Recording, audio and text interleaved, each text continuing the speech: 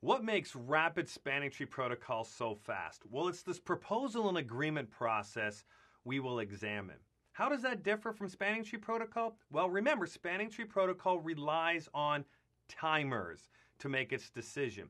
So once it determines the port roles and port states, it simply waits for timers to expire, and if no better information has been presented, then so be it. Those are the port roles and port states we're going with. However, that takes time. With rapid spanning tree protocol, the proposal and agreement process is a negotiation process, a handshaking process, which can ultimately determine the port roles and port states really, really fast. Let's examine that here. Let's pretend this link doesn't exist right now, so it's gone. We are going to connect that root bridge to switch A. Now, switch A doesn't know it's the root bridge just yet. Why? Because it hasn't received any BPDUs from the root bridge. But when it does start receiving BPDUs, when this port comes up, we will see that it needs to make port 1 the root port connected to the root bridge, and the root bridge is going to have the designated port simply because of the superior BPDUs coming from the root bridge. So let's bring up this link. And when this link goes up, because we're running spanning tree protocol or rapid spanning tree protocol, those links get blocked. And those links get blocked to make sure that there's no loop within the topology. So we can see here, if we add some more switches into this topology, if this kind of topology existed, which is a stretch, but let's say it did, you can see the loop that would exist. And because of this loop, we would have an issue on our hands. So instead, those links remain blocked, or these ports remain blocked on the two switches to ensure that there is no loop within the topology. So while these ports are blocked, what is going to happen? Well, BPDUs are going to be exchanged. But the thing is that this root port, or this root bridge has designated ports. And with rapid spanning tree protocol, the designated port is going to have what is known as the proposal bit set. So this proposal bit is set, which is going to initiate this proposal and agreement process as we converge this particular topology while ensuring it maintains its loop-free status while we're doing so. So what is the ultimate goal here? Well, since switch A is going to receive the superior BPDUs indicating that out port 1 is the root bridge, it wants to make this the root port. But it has to make sure that when it does this and transitions into the forwarding state, it is not causing a loop. So what does it have to do once it receives this proposal and determines that port 1's a root port pointing to the root bridge? Well, it has to examine all its other ports. Let's start with port 2. What type of port is that? It's an alternate port, as we can see right here. And alternate ports are already in what state? They're in the blocking state. That's what they are.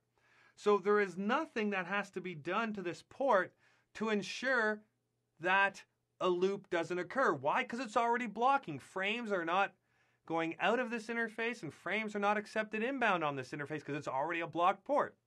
So no problem there. It's already known as synchronized. Look at port 3, and what is port 3? It's a designated port. So regardless of whether it's a designated port or a root port, let's think about that for a second. Regardless of whether it's a designated port or a root port, it's in the forwarding state. And since it's in the forwarding state, it is possible that it could loop back to the root bridge. So here's the key. The key is for switch A to block that port temporarily. So it's still a designated port or a root port, it's just being blocked. That's what's happening. So that way there it can determine ultimately the status of that port once it decides that port 1 is the designated port. Port 1 is the root port, and the root bridge is out that particular interface. So it blocks that to prevent a loop from occurring. And then lastly, port 4 we can see is an edge port. Now, should we ever expect a loop out an edge port? No. Because an edge port goes down to an end station, which is not going to cause a loop. And if by accident a switch was connected to an edge port, the edge port would become a fully functioning switch port, and as a result, whatever the status of that port would be, we would then block at that particular point in time. So port 4 can remain as it is, simply the edge port. It would be a designated port. It doesn't have to be blocked, simply because there's no chance of a loop, in this case, out that interface. So now that we have these ports blocked as is, switch A then sends what is known as the agreement back. Now, what is this agreement? Well, it's simply the exact same BPDU that was sent from the root bridge with the proposal bit set, but now, instead of the proposal bit set, it's the agreement bit set.